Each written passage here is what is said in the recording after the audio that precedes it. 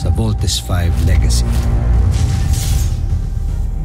Ano nga palang ipapangalan mo sa kanya? Zardos. Bagay na bagay sa kanya ang pangalan. Rosana, labanan mo yan! Patay na si Rothgar. Ibang nilalang na ako. Baguhin natin yung pangalan mo. Ano ba sa tingin mo ang nababagay sa akin? Ned Armstrong. Gusto kong makita ang aking pamangkin. Kunin mo ang bata. Hindi maaari. Huwag niyong gawin ito. Upang magawa nating labanan ng aming armada, ay kailangan nating bumuo ng pantapat sa ultimate weapon ng Bozan Najmi Imperium. Kailangan na nating gumawa ng sarili nating fighting robot. We will call it Voltes. Voltes 5 na siyang magliligtas sa planetang Earth. Ipinapangako ko sa inyo ng mama mo, sisiguraduhin ko na hindi mangyayari sa inyo yung sinapit ng mga mahal ko, no? Wala nang masasaktan sa pamilya ko. Ito ang gagamitin ko para makabalik ako sa aking pinagmulan. May mga pangako pa akong kailangan tuparin. Ano sinabi mo, Ned? Papa, huwag ka pong aalis. Huwag mo kaming iiwan ni Mama. I'm sorry, Marian. Paano kami ng mga anak mo? Babalik ako sa'yo. Sa mga anak natin, magiging buo tayo ulit.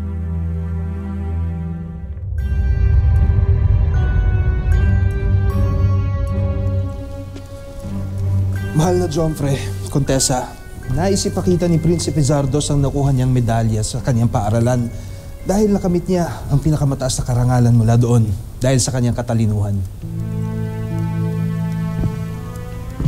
Inaalay ko sa iyo ang medalyang ito, Emperati. Hindi ako nagkamali na kinupkop kita, Zardos. Ikinararangal kita. Tusentak, Emperati.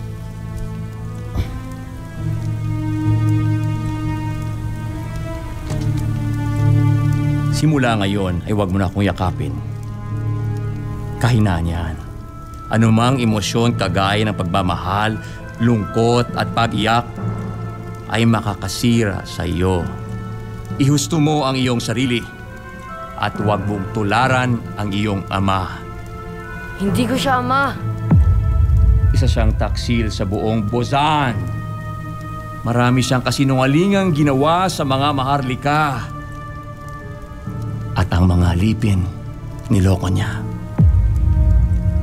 Sige na, bumalik ka na sa iyong pag-aaral.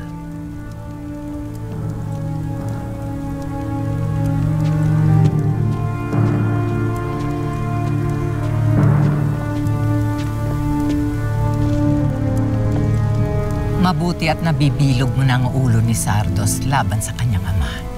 Balang araw, mapapakinabangan natin siya.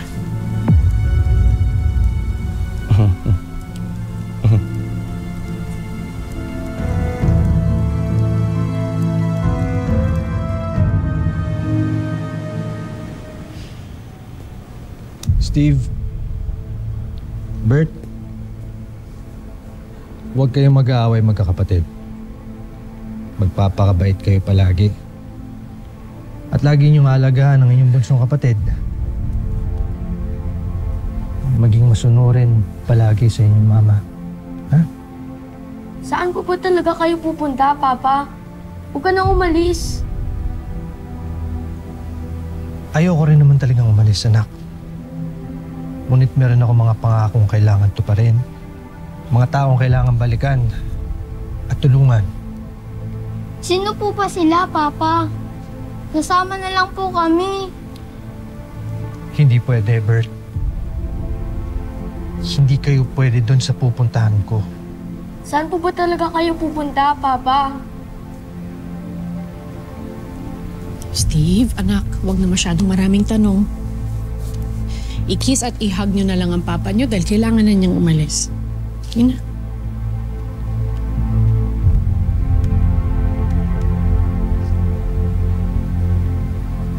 Ned?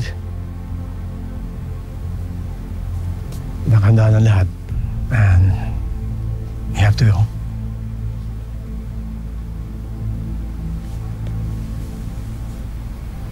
Ikaw nang bahala sa pamilya ko, Richard. Alagaan mo sila. At kung sakasakaling hindi ako makabalik agad, i-train mo sila. Nang sa gayon ay kaya nilang ipagtanggol ang kanilang mga sarili pati ang nanay nila. I promise. And the whole world.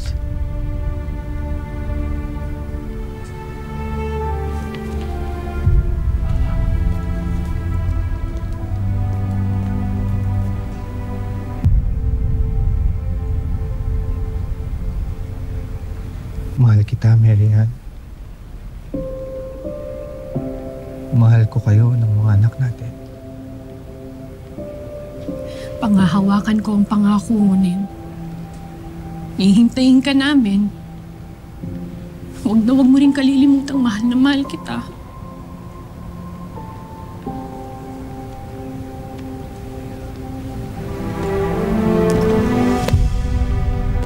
Doctor? Your escorts are ready. Lieutenant Sumera, I asked General Robinson to assign you to watch over my family. Makakasa ka.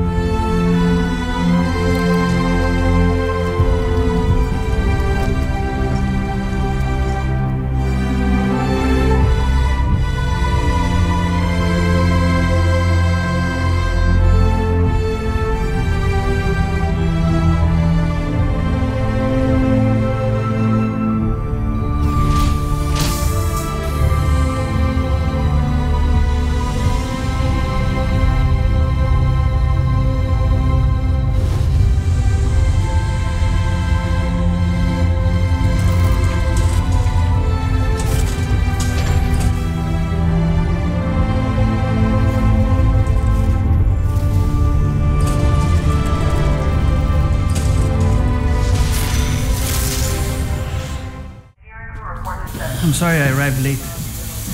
Hindi ako nakapagpaalam sa busay niya. He's a good guy. I just hope makarating siya ng safe na sa destination niya. Nabanggit sa akin ni Ned, it will take about 7 to 8 years para makarating siya sa planeta nila. Kung hindi magluloko yung spacecraft. Meron nga siyang ginagawa na warp drive engine. Sayang lang, hindi natapos bago siya malis. How's the progress of the Camp Big Falcon? Well, so far we're still on schedule.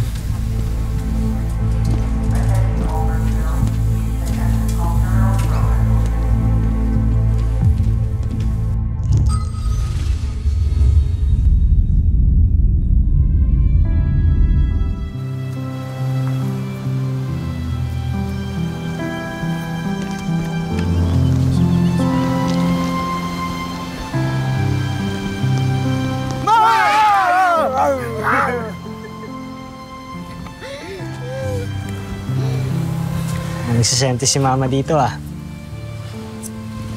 Naisip niyo po ba si Papa? Sana hindi na lang ako pumayag na umalis siya noon. E di sana hanggang ngayon kasama pa rin natin ang Papa niyo. Oo nga, Ma. Sana nakilala ko man lang po ang Papa ko. Na nga muna natin pag-usapan si Papa eh. Naiiyak na ako. Bakit naman ang lungkot ng usapan natin? Eh, ang ganda-ganda ng weather, so dapat happy tayo. So smile! Mama, smile!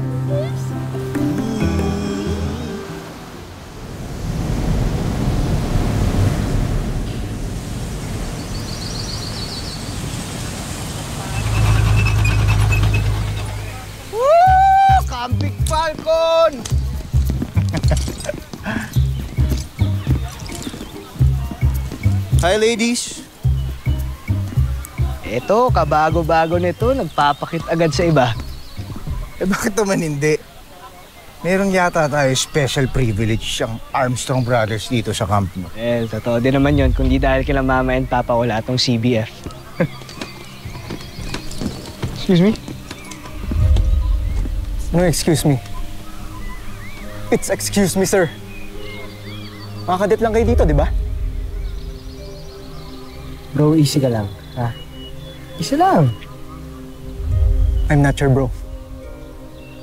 Narinig ko yung pinag-uusapan niyo magkapatid kanina. Bakit? Ano sa tingin niyo? Mga prinsipe kayo dito? Teka. Sir?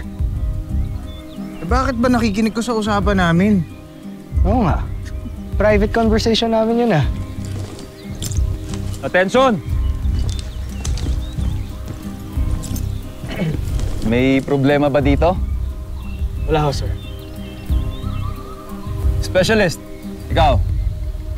None, sir. Masyadong riding hat, Pable.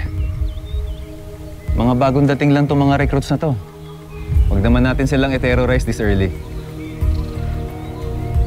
Carry on.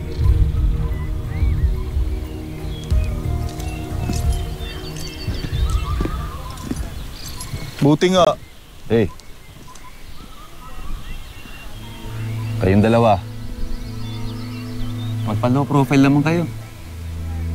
Hindi matutuwa mga magulang niyo kung magpapabida kayo. Understood? Yes, Master Chief. Sorry. Ikaw kasi. Ito!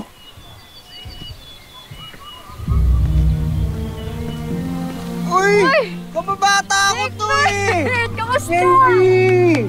Long time ah! Long time. Steve, kamusta? Dave! Hi, Ray. Dave! Ava, si Jamie nga pala, childhood friend namin. Hi, Jamie. Okay.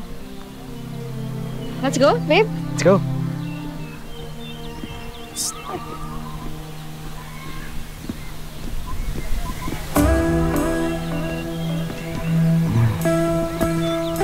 Bro, sarap siguro maging PK dito sa camp.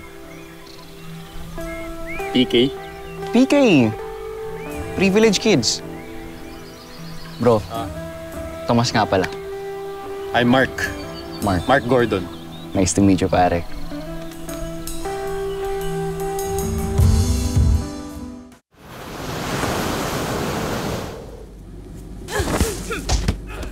Tol, nandiyan yung privilege kids, oh.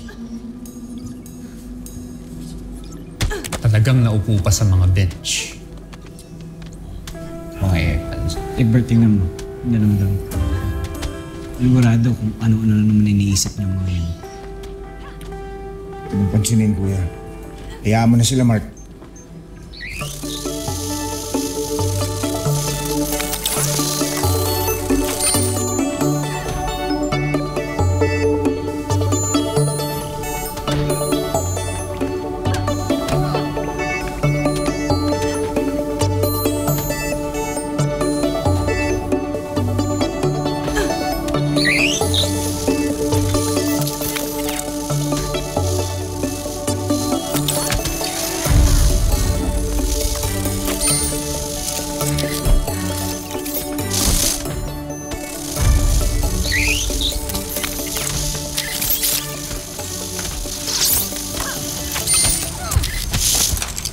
Kuya, bitawan mo yan! Bitawan mo! Dito dyan, alam ko ikaw to. Ikaw lang ang pwede maka-invento ng ganitong klaseng insekto. Anong makikichismis ka na naman, oh? Ako, hindi pwede. Bye! Yung drone ko! No!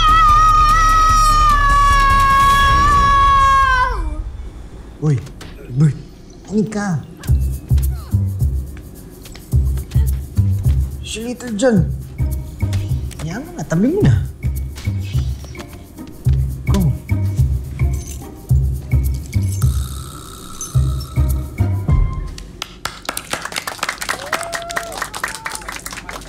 Next match up, Sanchez and Robinson. On the mat!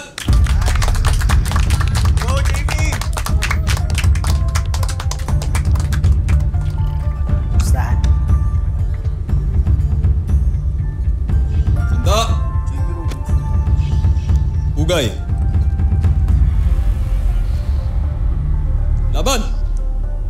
Go, Jamie!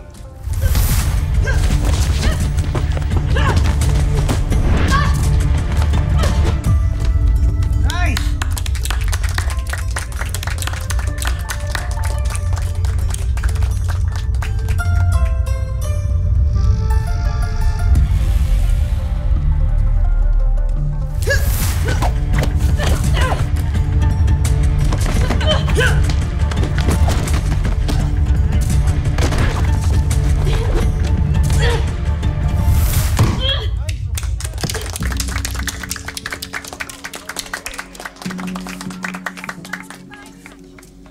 First round!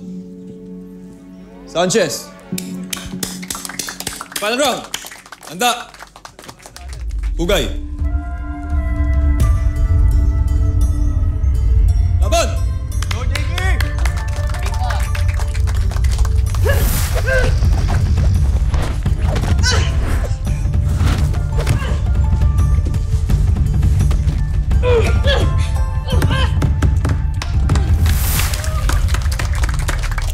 Nice one!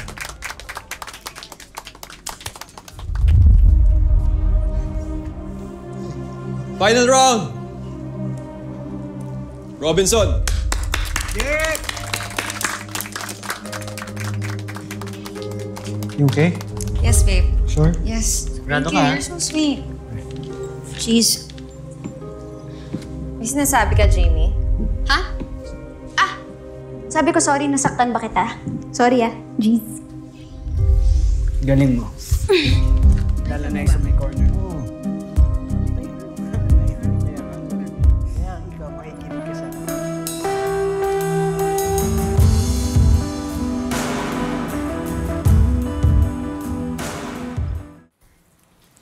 Nung nandito pa ang papa ninyo, hilig namin silipin ang space.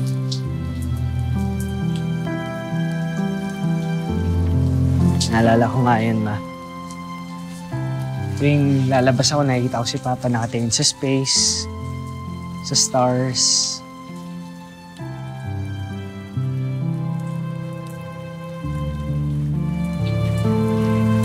Nasaan ho ba talaga nagpunta si Papa? Hindi ba sinagot ko na yan dati pa? Ma, imposible hong sa ibang bansa. Naalala ko ho, sakay siya ng isang spaceship. Hindi ho, airplane, mas spaceship. So, ibig sabihin sa buwan, sa stars, sa ibang planeta. Doon ho ba talaga siya nagpunta? If yes, ma, anong gagawin niya doon? Bakit hindi pa ho siya nakakabalik ngayon? Masyado ka maraming tinatanong. Ma, malaki na ho kasi ako eh. May sarili na ho akong isip. Palagi ko hong tinatanong sa sarili ko, nasaan ho ang tatay ko? Hindi ba gusto mo maging sundalo para sa planetang Earth? Bilang sundalo, alam mo na may mga bagay, mga mission na hindi dapat pag-usapan at sabihin.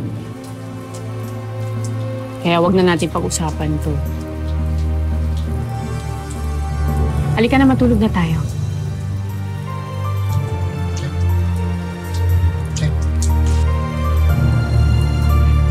Good night, ma.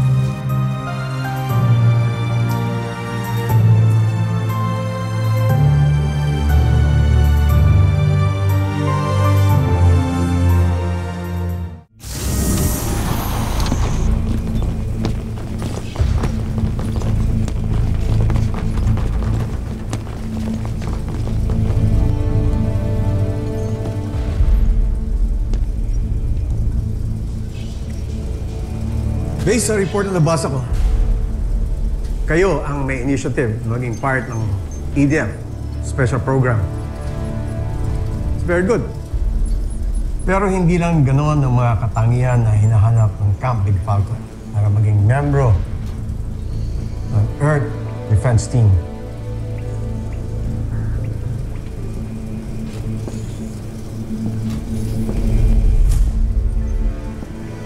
Kailangan wala kayong takot.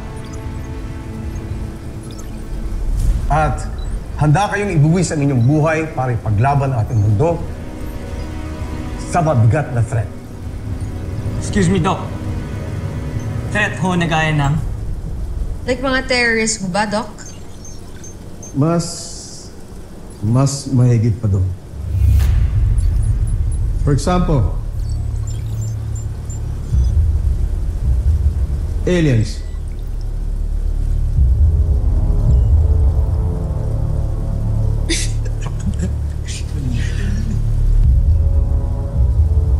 Bakit? Akala niyo ba nagbibiro ako? Doc. Halimbawa man kung seryoso kayo. Kami ho talaga ang lalaban niyo sa mga alien. Tsaka na naman ho yung panlaban namin dun. May isang armas at niyatago ang Camp Big Falcon. Nandiyan siya sa loob ng chamber na yan. Ito ay isang armas na dinevelop at ginawa ng matagal na panahon para makasiguro na meron tayong malakas na sandata dito sa mundong ito. Ano, candidates? Handa na ba kayong makita ito? Sir! Yes, sir! Kuya, naiisip ko ba yun sa utak ko? Oo na ba yun? Bata pa tayo nung huli kong nakita yun eh. Malamang buo na yun. Nakwento lang to sa akin ng dad ko before pero hindi ko akalain na totoo pala to. I would like to introduce to you Voltes 5!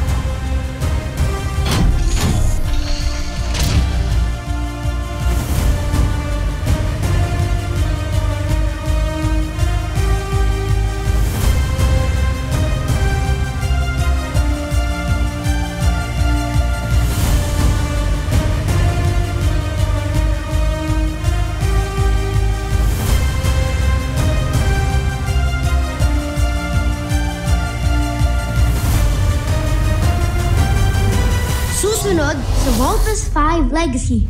May nasagap kasi tayo sa ating radar na isang sasakyang himpapawid na nakapasok sa ating planeta. Baka isa itong kaaway na nagbabalik. Sino kang dayo ka nang gugulo ka dito sa Kapitolyo ng Luzon? Kami ho ni Big Bert, wala ho kaming sugat, wala kaming galos. Si Kuya Big Bert din, bakit ang lakas-lakas niya po kumain? Uy, not helping ha? Why are we so different? May plano kami nila Ali na pumunta ng mainland this coming Saturday. G?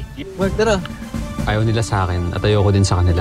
Akala mo hindi ko napapansin yung mga simpleng sulyap mo kay Jamie ha? It means the universe has something bigger in store for that. Meron silang destiny na kailangan i-fulfill. You could say it was written in the stars. Handa na akong sakupin ang planetang Tererto para sa Busan Nazmi Imperium!